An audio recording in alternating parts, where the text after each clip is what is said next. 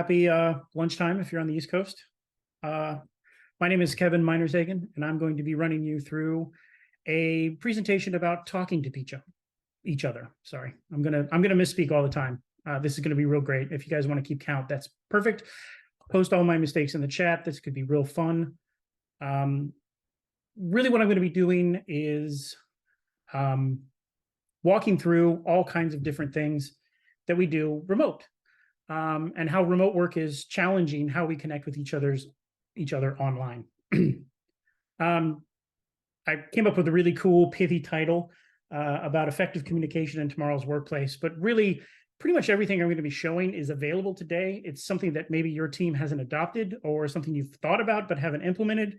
Some of these things are things you've probably already been doing, and you're going to be like, Kevin, I don't care about this. You don't need to talk about this. Let's skip to the next section. So this is kind of a mile wide and an inch deep kind of overview.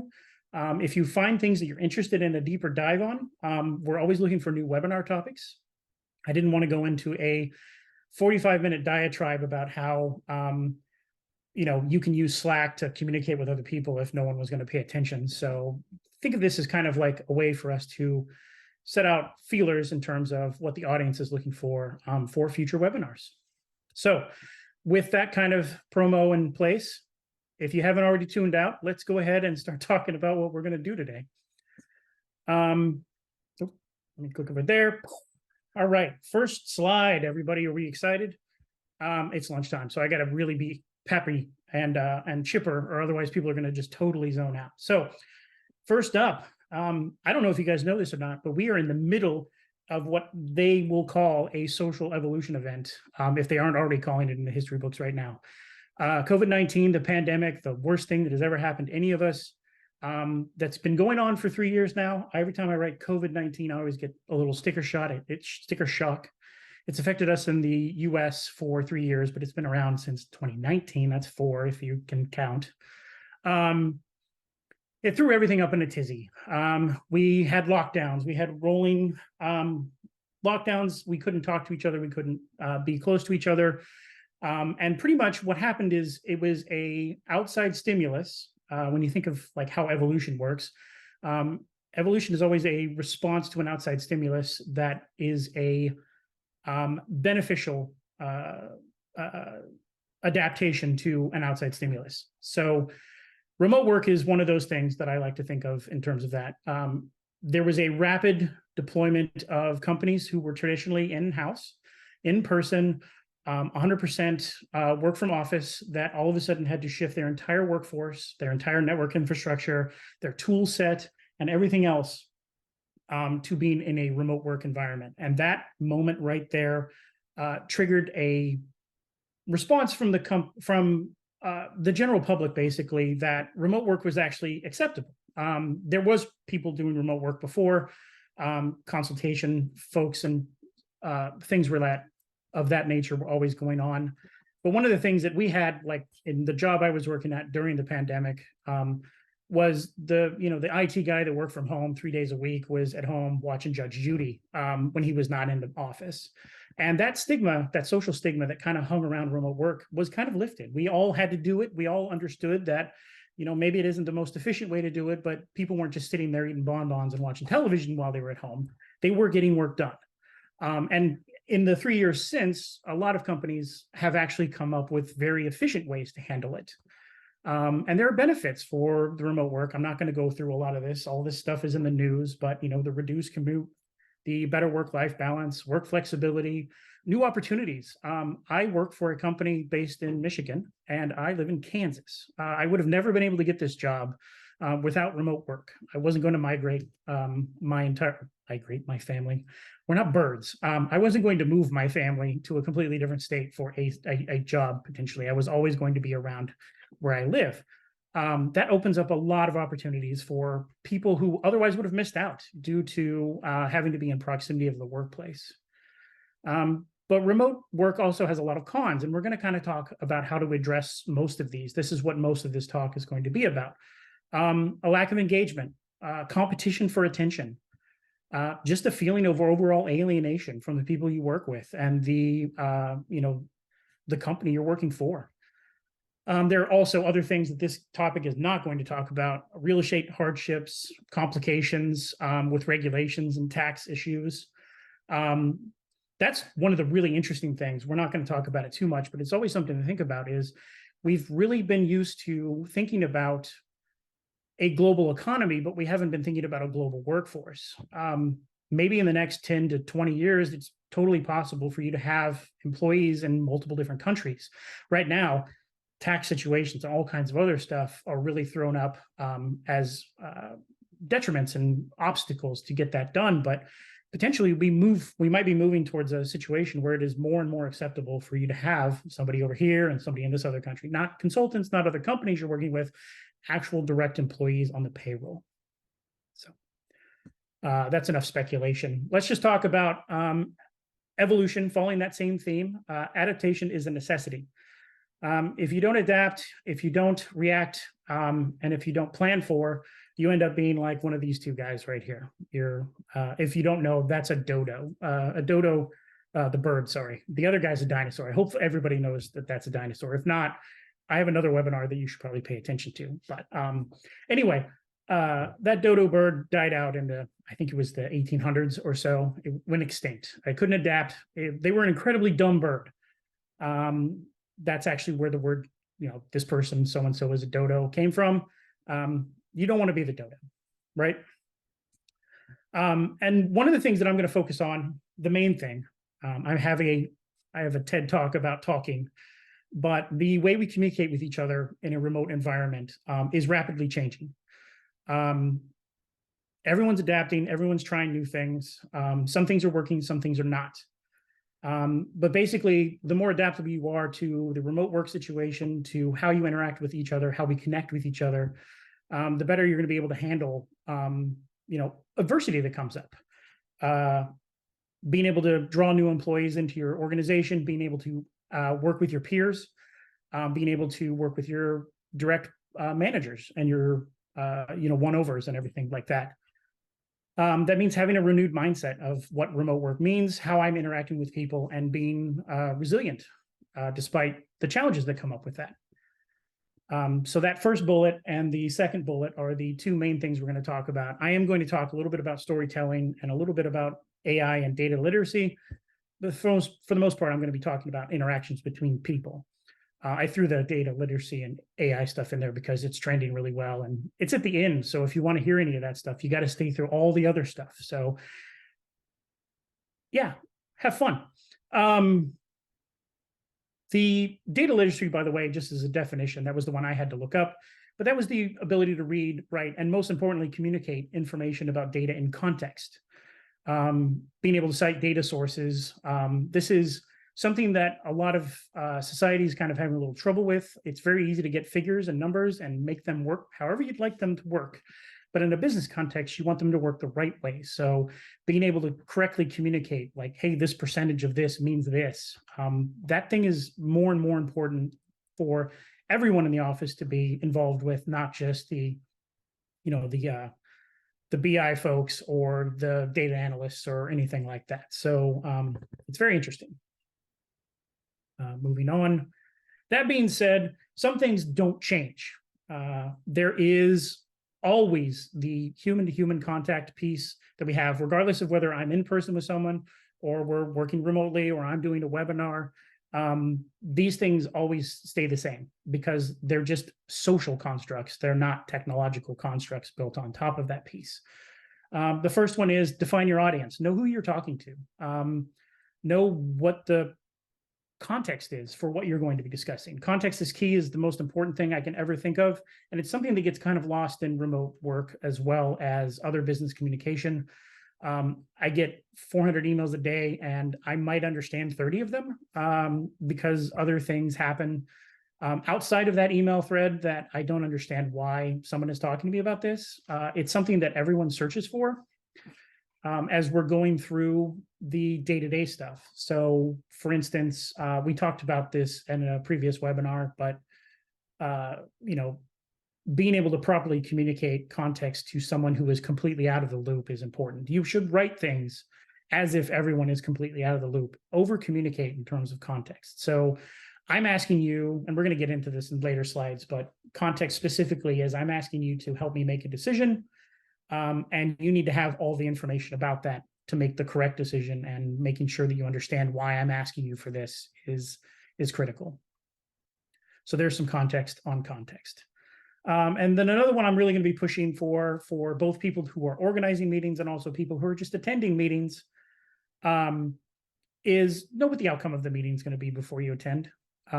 If you're setting the meeting, you definitely should know what you're trying to accomplish, but also everybody coming to the meeting should know what that is too. I'm not talking about agendas. I'm talking about outcomes, and we're going to talk a lot more about outcome-based meetings. That's actually our first big topic. Just hold on, I'll get there. Outside of these social constructs, and along with what everybody's doing and what everybody's trying, I just want to make sure that, COVID kind of came in and it flipped the table, and everyone has been scrambling. And the important thing to remember is that no one really knows what they're doing. The best idea wins. So experiment, try, get feedback, apply agile philosophies to this. Try what you can, and if it sucks, who cares? Like at the end of this webinar, you might think that about the webinar. Anyway, so that's the preface for what we're going to be talking about. Let's dive into the actuals. So what I've done here is I've gone through and collected along some mainline topics about what specific obstacles remote work brings to both a manager of people and also the contributors on a team. And we're going to talk through what those are. Some of these things, the people at my company, Integral, have already implemented, and we have had a lot of success with. So any Integral folks on the webinar are probably going to hear some things that they've already heard, and probably even practice quite a bit. Some things I've learned about just through research, and then some things I don't think anybody's tried yet, but it'd be interesting to try. And if you have success with that, absolutely get back to us and let me know. All right, so the first topic is online meetings. I like to put a little quote on the end of every title card. If you're not reading, it says, "I don't have enough meetings today," said no one ever. Meetings are the, let's say, what's the best way to put this politically? It's a necessary evil. That's the word for it. So let's talk about why meetings exist in the first place. And this is a statement that I put up just to make everyone kind of rile up. In-person meetings are the de facto standard for efficient meetings, or for an efficient method to communicate ideas in an environment where everyone is in the same space.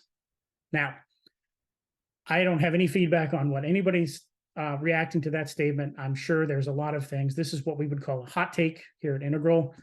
Yeah, this is probably everyone's reaction. I'm pretty sure a high reaction, or a high percentage of you had a reaction to me using the word efficient. I'm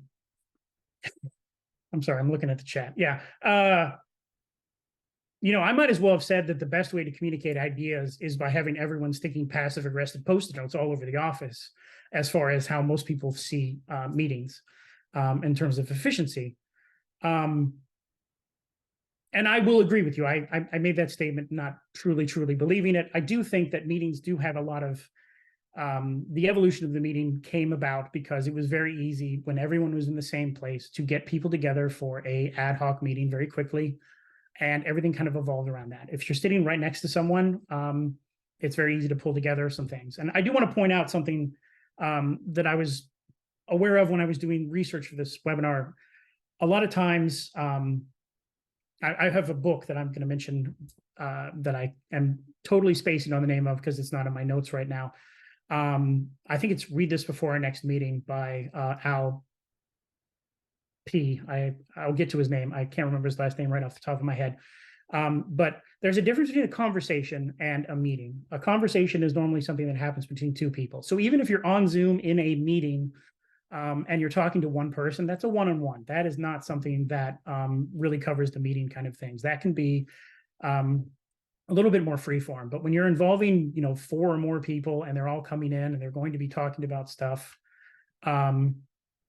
the concept of a meeting is efficient. I mean, I'm disseminating information. We are making a decision. We're discussing the decision. We're going to talk a little bit more about how that stuff works here in a minute. But the format in person makes sense. When you're talking about a remote situation, there are a couple of things that kind of throw up some obstacles from a traditional in-person. And we're going to also talk about having meetings be real meetings instead of some of the stuff that you might be doing right now. Here's a statement that I do believe remote meetings are less efficient than in-person meetings. There are a couple of different things that factor into this. The first one is there's a big technical issue. Now, that being said, the pandemic forced everyone to understand what Zoom and WebEx and everything are. It became part of the common vernacular. A lot of us who were working before that had online meetings or online webinars or things that we were using this technology to do. But it has become much, much more widely accepted. Everyone's very familiar with how to do that. There aren't a lot of situations where you've got someone who is totally not able to connect to a Zoom or a WebEx if they're invited to one. It's pretty much become standard. That being said, there are still a lot of technical issues. I don't know if anybody's looking at my background back here, but this is one of my favorite ones. Conference call bingo. You can look at a lot of those things. Almost all of those are factors. Someone talking when they were muted, someone is disconnected, someone is not sharing their screen, or they're sharing the wrong screen. You can hear a wailing kid in the background. All kinds of things. Those have all happened to me. They've all happened to all of us. A lot of what I'm going to focus on in terms of remote work meetings are going to focus on how to address each one of these items. I'm not going to go into what each one of those means, because each one of them has a slide set of cards, at least, to cover some of those. The one thing I did want to mention here, limited breaks and screen fatigue are both, the limited break one actually applies to normal meetings too. I don't know about you all, but when I was managing a large team, I had an 8-hour day where I was going to meetings. I didn't do any work during the day. I mean, I didn't produce anything as far as a deliverable is concerned. I did work because I was managing teams and helping folks, but I had one-on-ones, I had discovery meetings, I had all kinds of meetings. So I would come in the morning and basically I would leave at the end of the day, and then I'd take my work home and do the things that I was actually, I had said I'd do as far as action items are concerned. That's exhausting. That's exhausting if you're in the office. It's also exhausting if you're at home. And in some cases, being at home is even worse, because if you go meeting to meeting to meeting to meeting, you don't get up from your chair. One of the benefits that an in-person meeting is, normally you're not meeting in the same room all day long. You get to get up and take a walk. And it's important. I don't have a slide specifically for this, but it's important to let your team get up and take breaks. Bio breaks, 5-minute breaks, 15-minute breaks. Try and find a gap. And I also recommend, for all of you managing your own calendars, put breaks in. Block that time off. I'm not saying take 5 hours and just block off an entire afternoon so you can go to the amusement park, but put a 15-minute break in 4 or 5 times, in your week, or however you feel appropriate, and actually get up and walk around. Don't sit there and do work. Get up and take a break. Same thing with screen fatigue. You sit in front of this. I'm looking at this monitor right now. I know I'm not really looking at you, but it can be exhausting. I know you guys all know this. So I didn't devote screens to that, but I did devote a little bit of time. All right. Let's dive into meetings just a little bit more. This could have been an email. So this is the number one thing that comes up when you talk about meetings in terms of efficiency. I'm going to just kind of sugarcoat this a little bit. We're not going to go too deep into this, but this is something that, as an organizer, not as an attendee, as an organizer, you really do need to focus on why you're having the meeting in the first place. What's the outcome going to be? There are, depending on who you do the research for, there's either between 5 or 427 different types of meetings that actually need to be had. And the main ones you can think of is, we are, vetting the decision. We're doing some brainstorming. We are doing some information sharing, which is my favorite type of meeting to talk about why they don't need to be meetings. And in some cases, you're just literally getting together because some people aren't reading the material that you need to. But the first thing you do before you set up a meeting invite is figure out what you're trying to accomplish. That should give you an agenda. Put that agenda in the meeting invite so that everyone you're inviting knows why they're coming. Any previous reading material that they need to be aware of, link it, post it, make sure that they're aware of it. really think about when you're setting that meeting, what's the most efficient way to achieve the outcome. And that is going to feed into some slides we get into a little bit in terms of maybe it isn't just a Zoom or WebEx meeting where we're all talking. Maybe there's a different way to handle this. And again, ask yourself, do you even really need a meeting? If this is something where I am posting something for people to review, is there a way to do it asynchronously? Can I post this and people can put their feedback in it? I give them a deadline, and then at the end of that deadline, I take their feedback and I just work it, and then I post it back out for review. A lot of times I see people getting together using a synchronous event, this meeting. Everyone has to be available. Everyone has to be, engaged and awake. And everyone needs to be available for you to have this meeting, like this webinar right now. Does it really need to be that kind of a heavy lift? And think about that in terms of lift. We talk about in software development, what's the lift of doing this? A meeting is a big lift for a team. Couch it in that fact. In fact, especially when you're talking about teams that are mainly, fingers to keyboards. They don't do meetings all day long. It's hard for some of us who are in meetings all day long to not understand that that isn't necessarily something that they really want to be in. Like, they'd rather just get this information asynchronously, or if they need to be involved in the decision, bring them in, but limit that. Think about how much time you want to spend on this meeting. Does it really need to be an hour? Can it be 45 minutes? Can it be 15 minutes? Yeah, I did see something posted in chat. I'm kind of skimming, so I apologize if I skipped something, but it's at the bottom. Yeah, I feel like I have to put a meeting in someone's calendar to get their attention. That is a sign of a dysfunctional work environment, I think, in some cases. That's somebody who's overworked. And that's a conversation that I'm not going to solve in a webinar. But it is a common thing that I've seen in work groups, different companies that I've worked with. Even prior to coming down to Integral, that was a big problem with teams that I was managing, where I felt like from outside of my team, if I needed to get a stakeholder to pay attention, I had to get a meeting and lock them in a room, basically, and say, please, dear God, pay attention to me. You're not going to get that in the next 40 minutes. I'm sorry, guys. That would be a good one, though. If you can figure out how to do that, that's patent it and sell it. Other than shot callers, I've tried that. It doesn't work. You can't just put something on an executive and be like, pay attention to me, and you hit the button and they go, grr. It's lots of legal problems with that. Sorry, that was a little bit of a tangent. Let's get back on track. Let's talk about outcomes that might not actually need a meeting. So we're going to talk about things that we can do outside of a meeting. We're going to talk about things where you might be able to vary the meeting up format-wise. Let's talk about things that you can just not do. And I've given you a couple of examples of things that I've run into in my experience that I know that work. So for instance, you're doing a design review.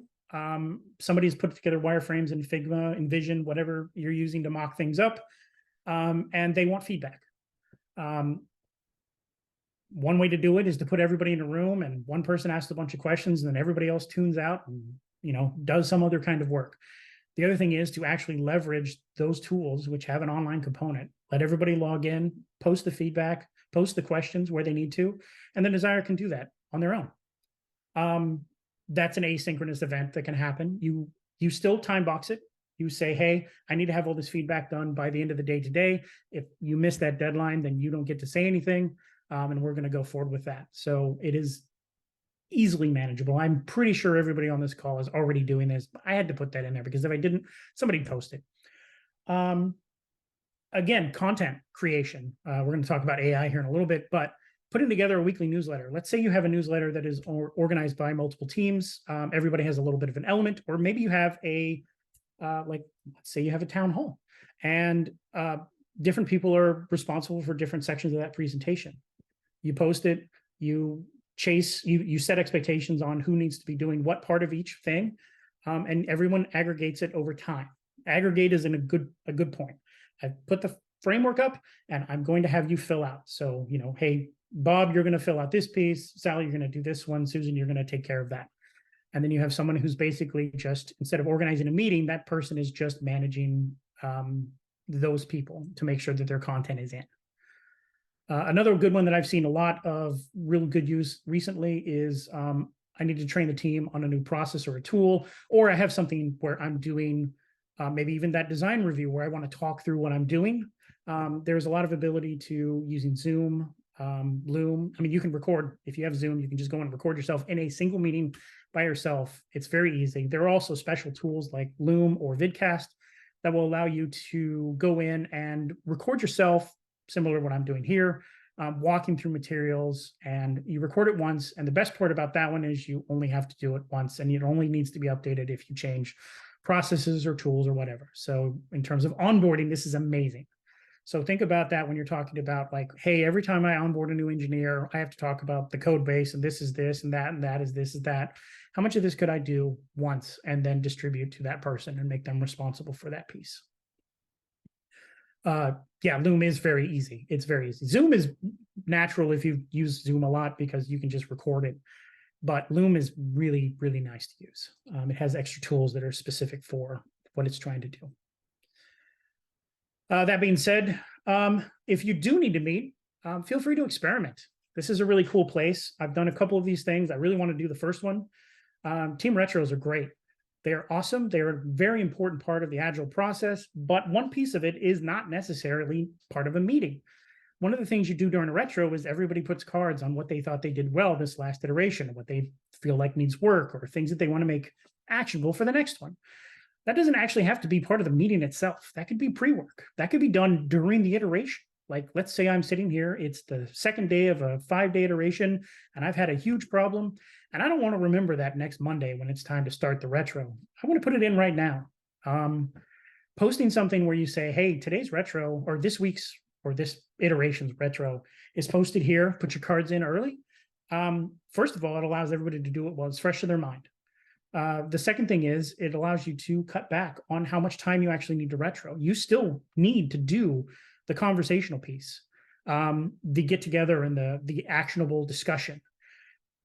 But when you think about how much time your retros are taking, if you're taking an hour for a retro, how much of that time is card organization and card creation? How much of it is voting and conversation? It's not necessarily a lot, but going from an hour-long meeting to a 30-minute meeting or a 15 or a 45-minute meeting is still a time savings. Brainstorming is also a really cool thing. A lot of people have a lot of experience with whiteboarding exercises and organizational exercises online now. When you're not all in the room, it's important to replace the sticky notes on a whiteboard, scribbles on a whiteboard, conversation. Brainstorming is something that requires real-time interaction. You need facial expressions, physical representations of content. Those are backbones to a brainstorming session. So I wouldn't suggest that we do it async, but you would use a tool like Miro, or I can't think of any of the other ones on the top of my head, but basically they're collaboration things where everyone can go in. You're not sharing a screen, you're sharing a space. People can modify, update, and tweak things as you're going. And one of the other things that's cool about that is that in a traditional brainstorming session, you normally have a scribe, someone who is capturing everyone's thoughts and putting them up on a board. With an online collaboration piece, everyone can contribute equally in terms of their thoughts and ideas. So, and then your person that is doing the scribing is technically just making sure that everyone in the room, the facilitator, is making sure that everyone in the room understands what each card means and what we're doing and how to kind of organize things. So,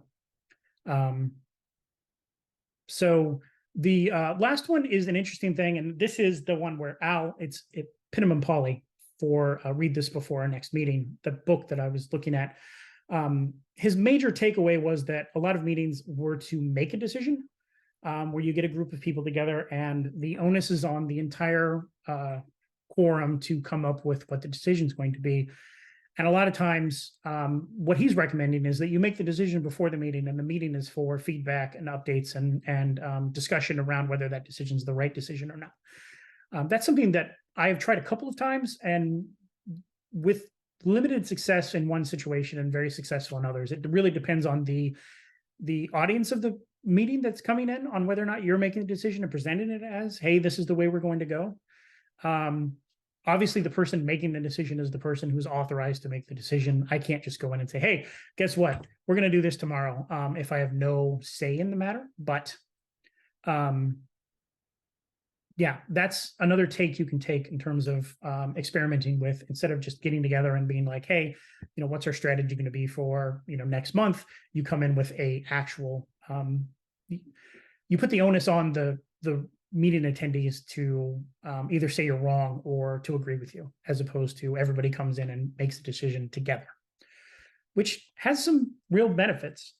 If a lot of people don't have an opinion and you come in with one, it's a lot easier to start the conversation off really quick. A good example for this, and this is a kind of an aside here, but I'm horrible at marketing.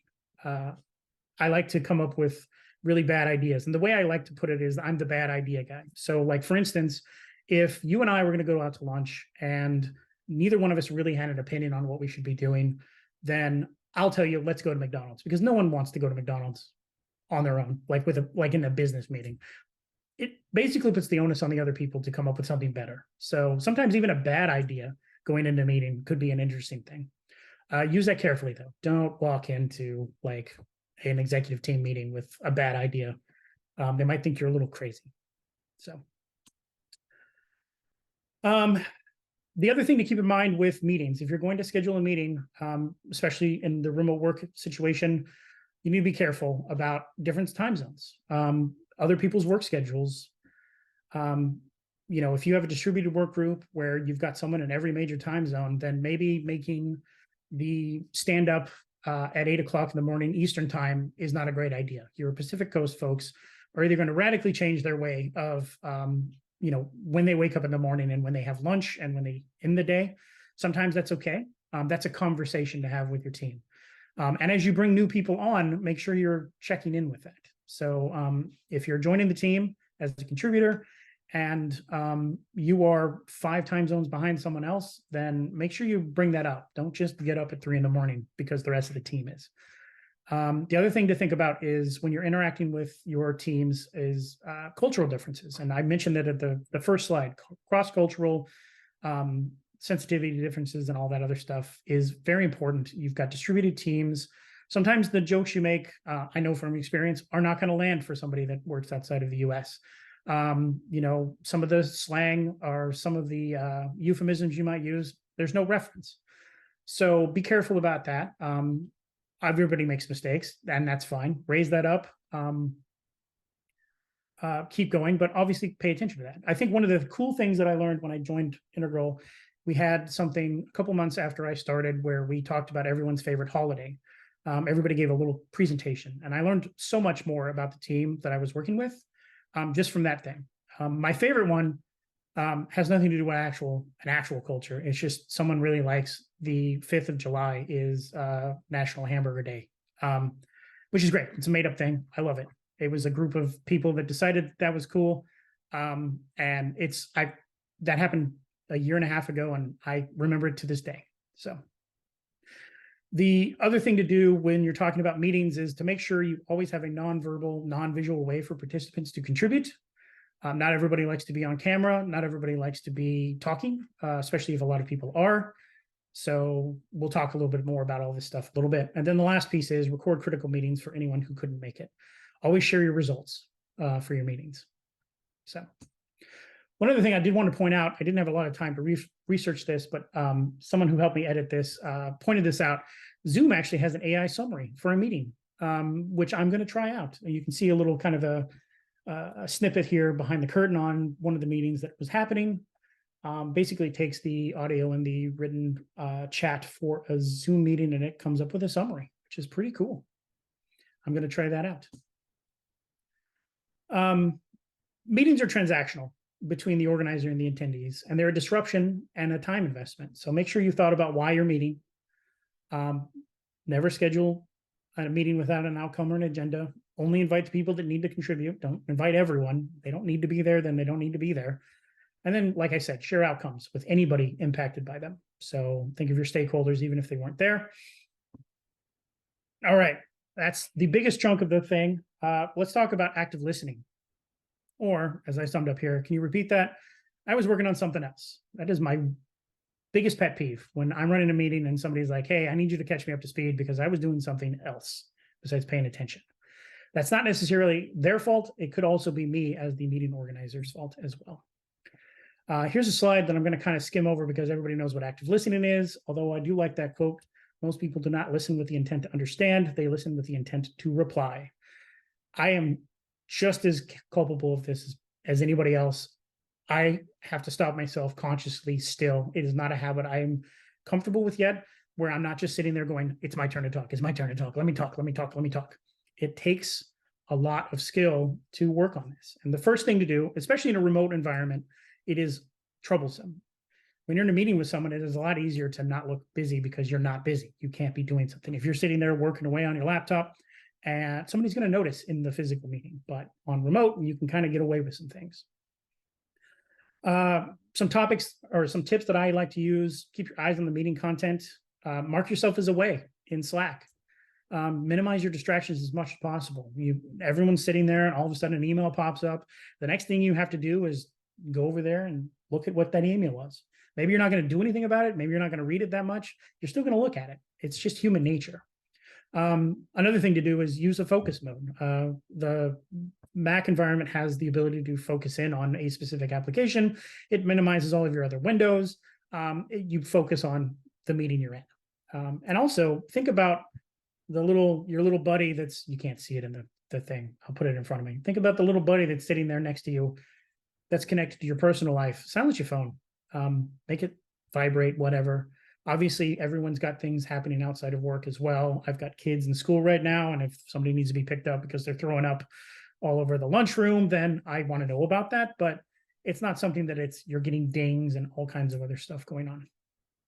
The main thing is, when you go to a meeting, you should be awake, prepared, and ready to contribute. The cool thing about remote work over physical work is pants are always optional. So that's cool. If you do need to step away to work on something comes up, let everybody know. Let the organizer make the decision on whether or not you're necessary for continuing the meeting. If it needs to be rescheduled, if we need to give you 5 minutes to take care of something, don't just slip away and not focus. Stay engaged visually. This is a cool one. Attending a meeting with your camera off is a perk.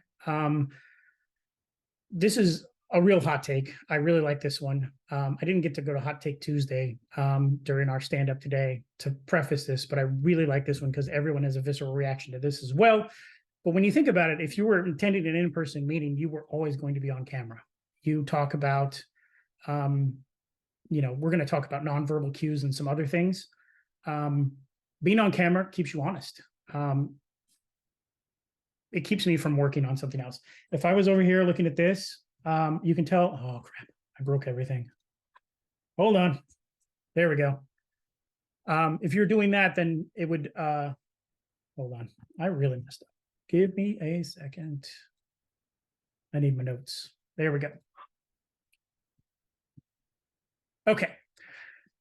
Don't touch the keyboard if you're presenting, Kevin. Thanks, Kevin. All right, keep going. It's just easier to stay engaged. Basically, it keeps you honest. It lets people see you. It lets people pay attention. There's more of a personal connection, basically. Stay engaged verbally. This is an interesting one. So it's very hard on Zoom to figure out when it's okay to talk. I have a lot of trouble with this. But you do want to kind of indicate that you are paying attention. I get that, or let me repeat that back to you. I talked about echoing back here or asking clarifying questions. Avoid the yeah, right, and then nodding. I have a tendency to nod my head because I don't know that I can verbally inject that I'm paying attention, but at least that's that. But avoid the I do that with my wife, and she says it comes across as disingenuous, so I put that in here. So the other thing is use humor to keep you sharp. Sometimes when I'm an attendee on a meeting, I'm thinking of ways to put funny things in chat. And because of that, I'm paying attention to the content a lot more than if I was tuned out and doing something else. So use that judiciously. Obviously, depending on your audience, that doesn't work. But yeah. The next thing, take notes. I don't care how you do it. Take notes. Don't take obsessive notes. A lot of people are going to write down everything that Kevin said here in this webinar. Your hand's going to hurt or your fingers are going to hurt. Try and capture the key points. Use whatever format is comfortable with you. I sometimes take physical notes on a piece of paper just because I'm tired of typing. Although good luck me reading that stuff. My handwriting has gone downhill.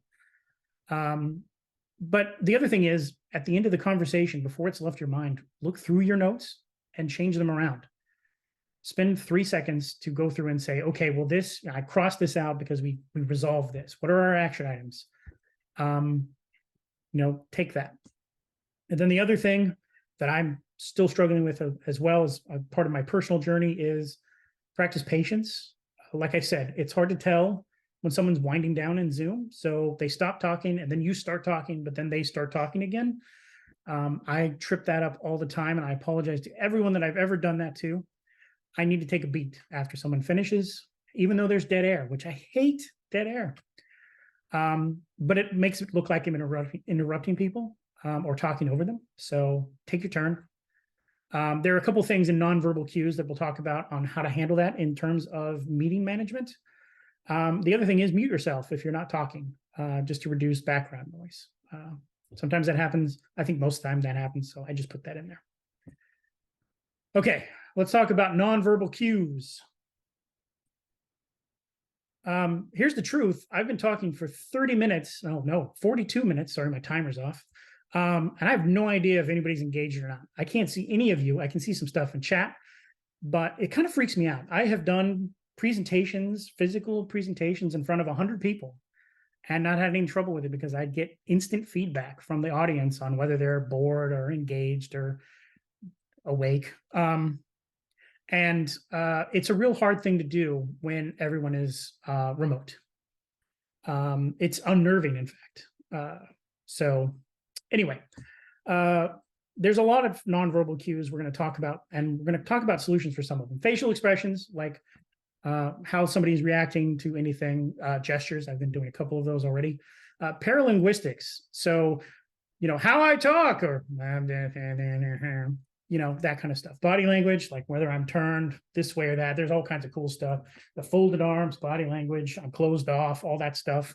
I've got some stuff at the end for references. I'm not going to get into that. There's one that eye gaze and haptics or touch. We're just not going to do remote because we can't really do that. How you appear, and then the artifacts, the objects and images that are involved. This is interesting because it's kind of like the concept of a policeman wears a police uniform, or a speaker stands behind a podium. These are things that would be tactile things you would see. So as far as how we can augment remote meetings to cover that stuff, we can cover quite a few of these things. Only really the personal space piece and the haptics, the touch. Those can't really be approximated yet. And the big one, and the one I've already kind of talked about with my hot take, turn your camera on. As a participant, as an organizer, whatever, having a camera on gives so much more information to everyone on the call. Even if you can't see everyone at the same time, you can definitely tell the difference between someone who is, upright and engaged, as opposed to someone who is over here working out like this. I had post-pandemic, or during the pandemic, before I joined Integral, I don't know how many meetings I had where someone was giving me some kind of bad news about one of the departments I'm in charge of. And I was off camera just like this, right? That's not great body language. And having the camera on kind of helps though. But if somebody is having trouble with that, then you can catch that right away. Gesture naturally. I use the quotes a lot. That's great. It's something that if you're just listening, you don't see them doing that. It's awesome. There's one thing that's kind of interesting I read, and I haven't practiced this enough, but when you're talking, focus just underneath the camera. See, there's my finger right underneath the camera, because it's a little unnerving if you look straight at the camera, and if it's a little unnerving if you're like looking over here. And arrange your workspace so you're facing the camera. Like I said, don't look off to the side. It's okay if you're looking up something as part of the meeting, turn back. And then as much as you can, use the gallery view for seeing multiple participants at a time, not just the speaker. So you can see other everybody's reactions and interactions as well. So invest in a good camera, invest in good microphone or headphones, make sure your working space is quiet. Those are all kind of things as well that kind of go in with that. And then leverage nonverbal feedback options. Zoom and WebEx all have reactions. One of the things to avoid talking over each other is if you've got more than 4 people in a meeting, raise your hand virtually to indicate that you want to speak next. They'll stay up, the organizer will see you. Make sure you take it down. That is always kind of fun when you're like, oh, that's a stale hand. Always have a nonverbal method for communication. So if you're going to be doing any kind of like voting in a retro situation, you've got hands up and hands down like that. Make sure there's a virtual equivalent within the emoji set that you have. Consider turning on Zoom and WebEx both have a recognize gesture functionality. I have a new laptop, so I haven't turned this on yet, but if you raise your hand, it will automatically raise your hand in Zoom or WebEx as well, which is pretty cool. I had another example of using red, yellow, or green cards. So this isn't something that I had, but somebody else shared with me that in their office norms, they all had red, yellow, or green cards. Every participant had one of each. And basically, they all had the ability to raise up a red card if it's like, hey, it's time to stop talking about this topic. Or a yellow one, which is like, hey, Kevin, wrap this up. Or a red or a green one that just says, yes, we can keep going. They did this physically, even for remote workers. They got shipped a set of cards that they could hold up in front of their camera. So, and then another thing in terms of onboarding, make sure you're sharing this kind of stuff with your new team members. One of the things I struggled with was what our normal emoji look like. I still, to this point, don't really know if the left eye emoji that's showing right here means I'm looking into it, I'm nervous about it, or what the heck is this? And I think I've used them interchangeably. So anybody here at Integral wants to tell me what it's really for, that's great. But remember that some people joining the team might not understand how some of those things are used. So maybe having some kind of notes for that would be good. Engagement and connection. So this is more about how to stay engaged with the people you work with outside of work, or sorry, people we work with, even though you're not coming into a physical office. So hanging out in a team. Find a way to engage remotely. As we talked already about some of the meeting things, but experiment with dynamic and interesting ways to interact. Online activities that are social, that bring people together. Even online activities that are happening during a meeting. I had a meeting a week or so ago where somebody said, what type of bird are you? That kind of stuff shakes things up and you learn more about people, icebreakers, things like that. As far as how you structure that, that's another important point that I want to bring up in terms of team bonding during meeting times. One of the slides I had on meetings was start on time. But I actually feel like there's kind of a benefit to not starting on time if you give a 5-minute window at the start for icebreakers or conversations like, hey, Tim, I haven't talked to you in 2 weeks. How are you doing? How are the kids? As people are joining up, that's not a bad thing. Normalize on that, though, with your team. Make sure they understand that, hey, I don't need to show up for the first 5 minutes because it's social time and I don't want to feel social today. Set aside time for team building sessions. Not every meeting needs to be about work. I've had productive teams that we spent an hour on a Friday where we goofed off and played, I can't think of the name, but Scribble. Couldn't think of that. I learned that from someone else at Integral. That is not my idea, but I liked it. It was great. People could join if they needed to, if they had time. It was always in a non-working period, so people could come and hang out, and you just get to know more about it. It helps build team relationships. I had a demonstration on Prezi, more dynamic presentations. I'm a hypocrite. I made this in Google Slides. Prezi I have done before. If we have time at the end, I can kind of show you what that is. I'll have a link for it. You get a hackathon, and it's a more dynamic way of doing slide content that lets people move around through it. It's not static and sequential. It is dynamic, and you can click from the first slide to the last slide technically really quick. I also had another cool toy, but I've talked too much about Slido or Slidio. I think it's Slido. It's a plugin for Zoom and WebEx that allows people to do polls and other things that will let them stay engaged during this. I had an example, but like I said, for time, I'm going to keep going. The other thing is allow everyone to express themselves. Give them a social space. So everyone uses WebEx. Everybody uses Slack or some other kind of instant messaging system. This is just a screenshot of a couple of the things that Integral uses internally. The dad jokes one is great. There are work-specific places to talk, and then there are hangouts. Technically, they are asynchronous. It's not like they meet. There's not a dad jokes meeting, at least not yet, although I might have just spawned one. A meeting time, like a book club or something, where everybody just spews dad jokes at each other. But there are all kinds of things. We are encouraged to create a channel if we feel like there's interest and promote it, and people can join. You don't have to join if you don't want to. The other thing is allow interesting backgrounds for when I'm on camera. I have a lot of different Zoom backgrounds depending on what I'm feeling that day or what the topic of the meeting is going to be. I might shift them in and out and in and out. Using different kind of effects, or coming up with a themed meeting. Like I said, what kind of bird are you, or something like that. Like maybe we're going to talk like a pirate during this meeting or something like that. But basically allow people to, be more than just a remote office unit that's sitting somewhere else and all they do is output work. Give them some personality. Along with that, I do want to preface that we need to connect with each other with empathy. A lot of misunderstanding, intention, and distrust can flow from kind of what is considered a damaging double standard. When I make a mistake, it's easy to think that it was due to circumstances beyond my control. But if someone else makes a mistake, it's very easy for me to assume that that person is at fault, that they're insincere, or they're out to get me, or they're just incapable. With remote work, it's very easy to other people, and I use other with quotes, and not give them the respect and the dignity that they deserve. No one is out to get you. Everyone makes mistakes. I've made about 30 during this webinar. Some of you don't even know what some of them are. Good luck if you want to rewatch and try and count them. That'd be great. It increases engagement.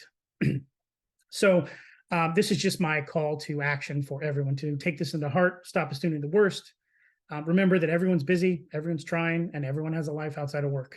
So, all right, we got 7 minutes left. Let's talk about generative AI. As you can see here, I forgot to put this subhead from ChatGPT in. That might be a joke. That might be a mistake. Who knows? I asked ChatGPT to tell me what a generative AI was. And if you want to read that, you can. I'm not going to because I have a life. But here's what I think ChatGPT is. It's a robot parrot, right now at least. It's going to be a lot more, but right now it is as good as its inputs. It is great for certain things. How does this affect me? Obviously, if you're an engineer, please don't jump in chat and talk about how wrong I am. This is, I'm communicating to a different group than you. So please put the pitchforks and the torches away. I'm going to talk about how generative AI works in terms of remote work for how we communicate. So this isn't about other stuff. This is about like what its potential is in certain vectors or whatnot. But this is going to be as of September 2023. I put a date on it in case somebody uses this against me 10 years from now. It's great for research. I've thrown all kinds of stuff into ChatGPT that I just didn't know the answer for. I had one when Seth was doing his webinar on the password thing. It was like, how do you do when someone is doing a webinar? Is it better to say break a leg or good luck? Because I wasn't sure. In theater, you say break a leg. In a lot of other contexts, you say good luck. And I kid you not, it gave me an answer. It was awesome. It's really interesting. It will not render a specific opinion without specific prompts. There is ways to culture your ChatGPT instance to model it to say, hey, I know you said you aren't a lawyer, but please pretend like you're a lawyer. If it does give you an opinion, please don't use it. Consult with a professional. The one thing that is really useful, and a lot of people are already using this, is the rapid expiration for creative inspiration. Doesn't matter what you're doing. Hey, I might or might not have put this webinar topic into ChatGPT and said, hey, what are my bullet points going to be? I didn't use any of it, but it took me down a path that was really interesting. Sometimes you can use it. The other thing I have noticed, which is really funny, is overly verbose. It will never use one word when it can use 5. You can always tell right now, at least, when ChatGPT's content is coming from, because it's using a lot of, what is it, the $10 words or whatever. I sincerely hope that you are blah, blah, blah, blah, blah. It doesn't speak plainly. We are adapting slower than the AI is, though. This is, it's very, very easy to generate work that would have normally taken a lot of time and creativity. And this is, you're seeing this as a disruption. The writer strike going on right now, not only has something to do with streaming things, but also with AI. There's other points here about referencing incorrect or misleading information, ethical considerations. It's not generating anything new on its own. It's aggregating content from other places. So what does that mean for copyright and plagiarism? And then concerns that the AI generated content is perceived as original. So that's an interesting thing. Educators are having trouble with book reports. It's throwing everything kind of up and having it re-examined. They're having trouble with book reports because book reports are basically a regurgitation or a summary of the book that kid read. That was already something you can get out of Cliff Notes, which is a book you could buy, but now it's even easier to get it. What does that mean to the book report format? Are we not going to see book reports in the format in the future? Are they going to get rid of it and put something in that requires a little bit more human thinking? Yeah.